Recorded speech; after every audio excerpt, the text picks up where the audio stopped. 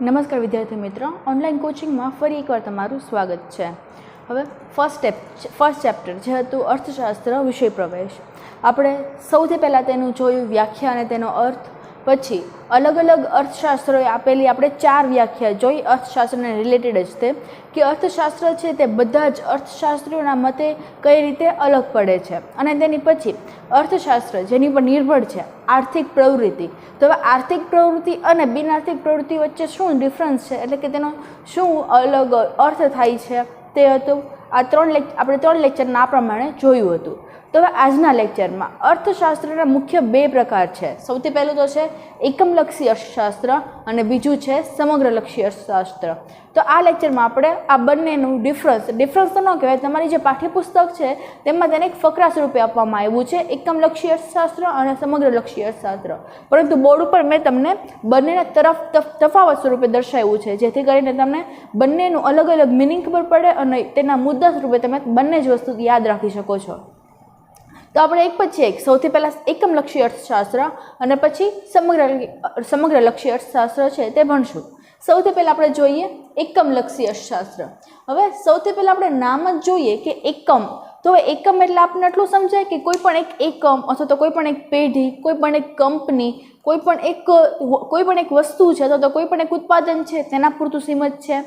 તે જ પ્રમાણે તેમાં કહેવામાં આવે છે કે કોઈ પણ એક વસ્તુ પૂરતું સીમિત હોય, કોઈ પણ એક કંપની પૂરતું સીમિત હોય, કોઈ પણ એક પેઢી પૂરતું સીમિત હોય ત્યારે તેને એકમલક્ષી અર્થશાસ્ત્ર કહેવામાં આવે છે। અને તમારું જે 11thનું જે ટોટલ ઇકોનોમિક્સ છે તે એકમલક્ષી છે, કારણ કે તેમાં જેટલા પણ નિર્ણયો છે, જેટલા પણ કોન્સેપ્ટ છે તે બધા જ કોઈ પણ એક એકમ, કોઈ પણ એક પેઢી અથવા તો કોઈ પણ એક ધંધાદારી છે તેને આધારિત જ છે। તો આપણે જોઈએ પહેલાં કન્ટેન્ટમાં શું આપ્યું છે અને તે પ્રમાણે આપણે સમજતા જશું। સૌથી પહેલો મુદ્દો શું છે કે જે અભ્યાસમાં અર્થતંત્રના એકમોનો અભ્યાસ થાય તેને એકમલક્ષી અર્થશાસ્ત્ર કહેવામાં આવે છે। તેના નામ પ્રમાણે જ તે સાવ સાદી વ્યાખ્યા છે કે જે અર્થશાસ્ત્રમાં એકમોનો અભ્યાસ થાય ત્યારે તેને એકમલક્ષી અર્થશાસ્ત્ર કહેવાય। હવે આ એકમો એટલે સ્વતંત્ર એકમો, જેમ કે આપણે ભારત દેશમાં જોઈએ તો ભારત દેશમાં ઘણા બધા ઉદ્યોગો છે, તો એ દરેક અલગ અલગ ઉદ્યોગો છે અથવા દરેક અલગ અલગ ધંધા છે, પેઢી છે, કંપની છે, આ બધા જ એકમો કહેવાય। તો જ્યારે આ એકમોનો અભ્યાસ કરવાનો હોય ત્યારે આપણે એકમલક્ષી અર્થશાસ્ત્ર છે તેની મદદ લેવી પડે છે। તો આપણે વ્યાખ્યા પહેલી સમજી શું છે કે જે અભ્યાસમાં એકમોનો એટલે કે અર્થશાસ્ત્ર છે અથવા તો અર્થતંત્ર છે તેના એકમોનો અભ્યાસ કરવામાં આવે ત્યારે તેને એકમલક્ષી અર્થશાસ્ત્ર કહેવામાં આવે છે। તો હવે આને એક આપણે માઇક્રો ઇકોનોમિક અંગ્રેજીમાં પણ કહી શકીએ છીએ, જે છે માઇક્રો એકમલક્ષી એટલે કે માઇક્રો ઇકોનોમિક્સ એટલે અર્થશાસ્ત્ર અને માઇક્રો એટલે એકમલક્ષી। હવે જોઈએ કન્ટેન્ટ, હવે તેમાં કઈ કઈ બાબતોનો સમાવેશ થાય છે અથવા તો કઈ કઈ બાબતો હોય ત્યારે આપણે કહી શકીએ કે આ એકમલક્ષી અર્થશાસ્ત્ર છે। પહેલાં જોઈએ કે અર્થતંત્રમાં માંગના અભ્યાસમાં એકમ ગ્રાહક છે, એટલે કે જ્યારે આપણે અર્થતંત્રના કોઈ પણ એક એકમની માંગ વિશે અથવા તો અર્થતંત્રમાં કોઈ પણ પ્રોડક્ટ છે તેની માંગ વિશે કંઈક માહિતી મેળવવી હોય તો તેના એકમમાં અથવા તો તેના મુખ્ય સ્થાને ગ્રાહક હોય છે, કારણ કે ગ્રાહકના આધારે જ આપણે કઈ માંગ છે તે જોઈ શકીએ છીએ।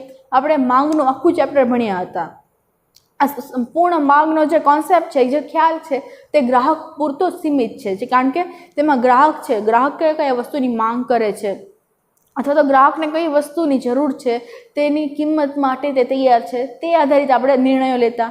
એટલે કે જે માંગ છે તેના અભ્યાસમાં એકમ ગ્રાહક હોય છે। પુરવઠાના અભ્યાસમાં પેઢી હોય છે, કારણ કે પુરવઠો છે કોઈ પણ એક વસ્તુનો પુરવઠો કોઈ પણ એક પેઢીમાં કેટલો છે તે અંગેના નિર્ણય તો કોઈ પેઢીએ જ લેવાના હોય છે। એટલે કે પુરવઠાનું જ્યારે વાત આવે ત્યારે તેનું એકમ છે તો તેના મધ્ય સ્થાને પેઢી હોય છે। તેવી જ રીતે તે એક વિશ્લેષણનું એકમ છે। હવે વપરાશના એકમ એ વસ્તુ કે સેવા છે, એટલે કે વસ્તુ કે સેવા જેનો વપરાશ કરવાનું હોય તો તેના એકમ વસ્તુ કે સેવા છે। શ્રમ બજારમાં શ્રમ એક એકમ છે। શ્રમ બજારમાં એટલે શ્રમ બજાર છે તેમાં શ્રમિકો હોય તો આપણે જે શ્રમ કહીએ છીએ અર્થશાસ્ત્રની ભાષામાં, તો તે કોઈ પણ એક પેઢીમાં કામ કરતા હોય છે। હવે પેઢી છે તે એકમલક્ષી એક અર્થશાસ્ત્ર જ કહેવાય છે, એટલે કે આ બધી જ બાબતોનો સમાવેશ એકમલક્ષી અર્થશાસ્ત્રમાં કરવામાં આવે છે। જ્યાં એકમના વર્તનનો અભ્યાસ થાય ત્યાં સીમાંત ગણતરી થાય છે, તે અભ્યાસને એકમલક્ષી અર્થશાસ્ત્ર અથવા એકમલક્ષી અર્થતંત્ર કહેવામાં આવે છે. એટલે કે તમારે જો ટૂંકમાં યાદ રાખવું હોય તો કેવી રીતે યાદ રાખી શકાય કે જે અભ્યાસમાં માંગ, પુરવઠા, શ્રમ અથવા તો વપરાશ તે બધા જ એકમોના વર્તનનો અભ્યાસ કરવાનો હોય અથવા તો તેની સીમાંત ઉત્પાદકતાનો અભ્યાસ કરવાનો હોય ત્યારે તેને એકમલક્ષી અર્થશાસ્ત્ર કહેવામાં આવે છે. સાવ સિમ્પલ. આટલું બધું યાદ ન રાખવું હોય ને તો સાવ સિમ્પલ એ જ તે યાદ રાખવાનું કે માંગ, પુરવઠો, શ્રમ, વપરાશ આ બધા જ એકમોની અસર શું થાય છે, એટલે કે આ બધા જ વસ્તુ છે તેની અસર કોઈ પણ એક પેઢી ઉપર શું થાય છે તો તેની એકમ ઉપર અસર શું થાય છે તેનો અભ્યાસ એકમલક્ષી અર્થશાસ્ત્રમાં કરવામાં આવે છે. સાવ સિમ્પલ. હવે તેની પછી જોઈએ, હવે આ છે એકમલક્ષી અર્થશાસ્ત્ર. એમાં કઈ કઈ બાબતો અથવા તો કયા કયા કોન્સેપ્ટ એનો અભ્યાસ કરવામાં આવે છે. સૌથી પહેલાં તો વસ્તુની કિંમત અને તેના નિર્ધારણનો અભ્યાસ, એટલે કે કોઈ પણ એક વસ્તુ છે કે જે કોઈ પણ એક કંપની છે તે એક વસ્તુનું ઉત્પાદન કરે છે તો એ વસ્તુ છે તેને લગતી બધી જ વસ્તુના નિર્ણય તે કંપનીએ જ કરવા જોઈએ અને કંપનીનો સમાવેશ એકમલક્ષી અર્થશાસ્ત્રમાં કરવામાં આવે છે. હવે વસ્તુ છે પહેલાં તો બનાવવામાં આવી તો તે વસ્તુ છે એ કેટલા ખર્ચે બનાવાય છે, તેમાં નફો કેટલો રાખવો, આ બધા જ નિર્ણયો છે તે કોઈ પણ એક પેઢીએ લેવાના હોય છે. એટલે કે વસ્તુના કિંમત નિર્ધારણનો અભ્યાસ છે તે પેઢીની સમતુલાનો અભ્યાસ કરે છે. એટલે કે પેઢીએ જ ત્યાં બધા પ્રશ્નો લેવાના હોય તો પેઢીએ જ આ બધા પ્રશ્નો છે તેનો અભ્યાસ કરવાનો હોય એટલે કે આનો સમાવેશ એકમલક્ષી અર્થશાસ્ત્રમાં થાય છે. હવે શ્રમિકો છે તેની સીમાંત ઉત્પાદકતાને આધારે વેતન નિર્ધારણ, એટલે કે શ્રમિક કોઈ પણ વર્કર છે, કોઈ પણ એક મજૂર છે તે કેટલું કામ કરે છે, તેની ઉત્પાદકતા કેટલી છે કામ કરવાની, તો તેના આધારે તેના શ્રમનું નિર્ધારણ થાય છે. એટલે કે તેનું કેટલું વેતન આપવું તેનું નિર્ધારણ થાય છે. તો આ બધા જ તે નિર્ણયો છે તે એકમલક્ષી અર્થશાસ્ત્ર રિલેટેડ છે, એટલે કે તેને સંબંધિત છે. તો હવે આટલી બાબતોનો સમાવેશ થાય છે. એટલે કે જે વસ્તુ છે તેનું કિંમત નિર્ધારણ કોઈ પણ એક પેઢી ઉપર આધારિત હોય છે અને તે જ રીતે શ્રમિક છે તેની સીમાંત ઉત્પાદકતાના આધારે તેને કેટલું વેતન આપવું, એટલે કે વેતનનું નિર્ધારણ, વેતન કેટલું નક્કી કરવું તે પણ એક પેઢી ઉપર આધારિત છે. એટલે કે આ બંને વસ્તુનો સમાવેશ એમાં થાય છે એકમલક્ષી અર્થશાસ્ત્રમાં. હવે પછીનો નિર્ણય જોઈએ. હવે એકમલક્ષી અર્થશાસ્ત્ર છે તે ગ્રાહક, પેઢી, શ્રમિક જેવા આર્થિક એકમોનો નિર્ણય કરવા મદદરૂપ છે. તેમના આર્થિક વર્તનો સમજવામાં ફાળો આપે છે. એટલે આમાં કઈ કઈ બાબતોનો સમાવેશ થાય છે. કોઈ પણ એકમલક્ષી અર્થશાસ્ત્ર છે અથવા તો આપણે બીજી રીતે જોઈએ જ્યારે આપણને ગ્રાહક, પેઢી, શ્રમિકો કોઈ પણ વસ્તુ છે તેનું નિર્ધારણ, કિંમત નિર્ધારણ આ બધી જ બાબતો અંગે માહિતી મેળવવી હોય તો આપણે માહિતી કિંમતથી મેળવી શકીએ છીએ એકમલક્ષી અર્થશાસ્ત્રમાં.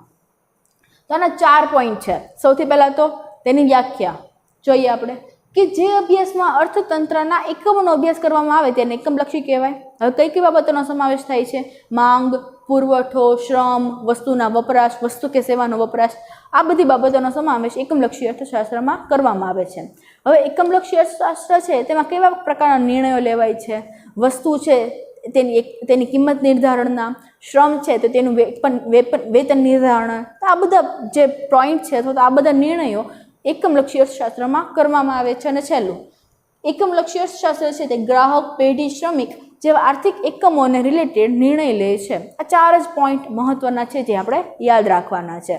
તો હવે આપણે એકમલક્ષી અર્થશાસ્ત્ર ક્લિયર થઈ ગયું. તો હવે સમગ્રલક્ષી, તો હવે તેની વ્યાખ્યા જોઈએ. આની વ્યાખ્યા પણ ખૂબ જ સિમ્પલ છે. પહેલાં વ્યાખ્યા જોઈએ કે જે અભ્યાસમાં અર્થતંત્રના સમગ્ર ક્ષેત્રોનો અભ્યાસ કરવામાં આવે ત્યારે તેને સમગ્રલક્ષી અર્થશાસ્ત્ર કહેવાય. હવે સમગ્ર ક્ષેત્રો એટલે તમે સમાજમાં પહેલાં ભણી શક્યા હશો કે અર્થશાસ્ત્ર છે અથવા તો ભારતનું અર્થતંત્ર છે તેમાં ટોટલ 3 મુખ્ય ક્ષેત્ર છે. સેવા ક્ષેત્ર, ઉદ્યોગ ક્ષેત્ર અને કૃષિ ક્ષેત્ર. કૃષિને આપણે પ્રાથમિક પણ કહી શકીએ છીએ. તો આ 3 ક્ષેત્રો છે તેનો અભ્યાસ જે અર્થતંત્રમાં, જે અર્થશાસ્ત્રમાં કરવામાં આવે ત્યારે તેને સમગ્રલક્ષી અર્થશાસ્ત્ર કહેવામાં આવે છે. કયા 3 ક્ષેત્ર? કૃષિ ક્ષેત્ર, ઉદ્યોગ ક્ષેત્ર અને સેવા ક્ષેત્ર. આ ત્રણેયનો એટલે કે આ ત્રણેય છે તે રિલેટેડ જે નિર્ણય લેવામાં આવે કે જે ઉદ્યોગો છે તેમાં કેટલા નફો કરવામાં આવે છે અથવા તો ટોટલ ઉદ્યોગો છે તેનો રાષ્ટ્રીય આવકમાં ફાળો કેટલો છે, તો આ બધા નિર્ણયો છે શેમાં લેવામાં આવે છે? સમગ્રલક્ષી અર્થશાસ્ત્ર. એટલે આપણે ટૂંકમાં કહી શકીએ કે સમગ્રલક્ષી અર્થશાસ્ત્ર છે તે સંપૂર્ણ અર્થતંત્રને, કોઈ પણ એક દેશ છે તેના સંપૂર્ણ અર્થતંત્રને આવરી લે છે. તો હવે જોઈએ જ્યારે આમાં શું હતું કે માંગ, પુરવઠા, શ્રમ, કિંમત, વસ્તુ તે બધાનો જે સમાવેશ થતો હતો તેમ સમગ્રલક્ષી અર્થશાસ્ત્ર અભ્યાસ છે તેમાં સમષ્ટિનો અભ્યાસ કરવામાં આવે છે, એટલે કે કોઈ પણ વસ્તુ છે તેનો ટોટલ અભ્યાસ કરવામાં આવે છે, જેમ કે કુલ રોજગારી, રાષ્ટ્રીય આવક, દેશની વસ્તી, માથાદીઠ આવક. તો આ બધી જ વસ્તુનો અભ્યાસ શેમાં થાય છે? સમગ્રલક્ષી અર્થશાસ્ત્રમાં. એકમલક્ષી અર્થશાસ્ત્ર હતું કોઈ પણ એક એકમ, કોઈ પણ એક પેઢી, કોઈ પણ એક વ્યક્તિ પૂરતું મર્યાદિત હતું, પરંતુ જ્યારે સમગ્રલક્ષી અર્થશાસ્ત્ર છે તેમાં દેશની સમગ્ર વસ્તુ છે, એટલે કે દેશની કુલ રોજગારી કેટલી છે, દેશની કુલ રાષ્ટ્રીય આવક કેટલી છે, દેશની કુલ માથાદીઠ આવક કેટલી છે, દેશની કુલ વસ્તી કેટલી છે, તો આ બધા જ વસ્તુ રિલેટેડ જે નિર્ણય લેવામાં આવે છે તે સમગ્રલક્ષી અર્થશાસ્ત્રમાં લેવામાં આવે છે. સેકન્ડ પોઈન્ટ જોઈએ કે જ્યારે અર્થશાસ્ત્રમાં સમગ્ર ભાવ સપાટીનું નિર્ધારણ સૌથી પહેલાં તો જોઈએ કે સમગ્ર ભાવ સપાટીનું નિર્ધારણ, એટલે કે કોઈ પણ એક પ્રોડક્ટ છે અથવા તો દેશમાં દરેક વસ્તુ છે તેના ભાવ છે, તો તેના ભાવ રિલેટેડ, એટલે કે કોઈ પણ વસ્તુ છે તેની કિંમત રિલેટેડનું નિર્ધારણ છે, એટલે કે સમગ્ર એકમોની કિંમત, સમગ્ર એકમો છે તેના સમગ્ર વસ્તુ છે તેની એકમ રિલેટેડ અથવા તો તેના કિંમત રિલેટેડ જે નિર્ધારણ કરવામાં આવે છે તે સમગ્રલક્ષી અર્થશાસ્ત્રમાં કરવામાં આવે છે. પછી છે નાણાંના મૂલ્યનો અભ્યાસ. હવે તમને ખબર છે કે આપણે ઘણીવાર આંતરરાષ્ટ્રીય વેપાર કરીએ છીએ, તો હવે આપણે જેમાં આગળ રૂપિયો ચલણ તરીકે હોય છે, એટલે કે નાણું આપણે અહીં રૂપિયો વાપરીએ છીએ, તેમ અમેરિકા છે ત્યાં આગળ ડોલર, અમેરિકન ડોલર છે તે વપરાય છે. તો આપણે નાણાંનું મૂલ્ય કેવી રીતે નક્કી કરવું તે માટે તે રિલેટેડ નિર્ણય છે, એટલે કે જ્યારે એક અમેરિકન ડોલર બરાબર કેટલો રૂપિયો થાય છે અથવા તો કેટલા રૂપિયા થાય છે તેનું નિર્ધારણ સમગ્રલક્ષી અર્થશાસ્ત્રમાં કરવામાં આવે છે. રાષ્ટ્રીય આવક તેમજ ગરીબી. હવે કોઈ પણ દેશ છે તેની કુલ રાષ્ટ્રીય આવક કેટલી છે તેના આધારે તેની માથાદીઠ આવક પણ જાણવા મળે છે. તો તે રિલેટેડ અભ્યાસ અથવા તે રિલેટેડ તેના સંબંધિત જેટલા પણ નિર્ણયો લેવામાં આવે છે તે બધા સમગ્રલક્ષી અર્થશાસ્ત્રમાં થાય છે. તે ઉપરાંત ગરીબી, બેકારી, વસ્તી વગેરે જેવી સમસ્યા છે તે સમગ્રલક્ષી અર્થશાસ્ત્રમાં તેનો અભ્યાસ કરવામાં આવે છે. હવે પછીનો પોઈન્ટ, જ્યારે સમગ્રલક્ષી અર્થશાસ્ત્ર છે, સમગ્રલક્ષી અર્થશાસ્ત્ર સરકારને આર્થિક નીતિ ઘડવામાં, આર્થિક સંસ્થાનો નિર્ણય લેવામાં મદદ કરે છે. એટલે કે જ્યારે એકમલક્ષી અર્થશાસ્ત્ર શું હતું કે તેમાં ગ્રાહક, વસ્તુ, તેની કિંમત, શ્રમ, શ્રમિકો આ બધા રિલેટેડ નિર્ણય હતા. જ્યારે સમગ્રલક્ષી અર્થશાસ્ત્ર છે તે સમષ્ટિ, એટલે કે દેશના અર્થતંત્રની દરેક વસ્તુને આવરી લે છે. તેથી સરકારની કોઈ પણ પ્રકારની આર્થિક નીતિ હોય તે ઘડવી હોય, આર્થિક સંસ્થા છે તેનો કોઈ પણ પ્રકારનો નિર્ણય લેવો હોય તો તે બધી જ વસ્તુમાં મદદ કોણ કરે છે? સમગ્રલક્ષી અર્થશાસ્ત્ર.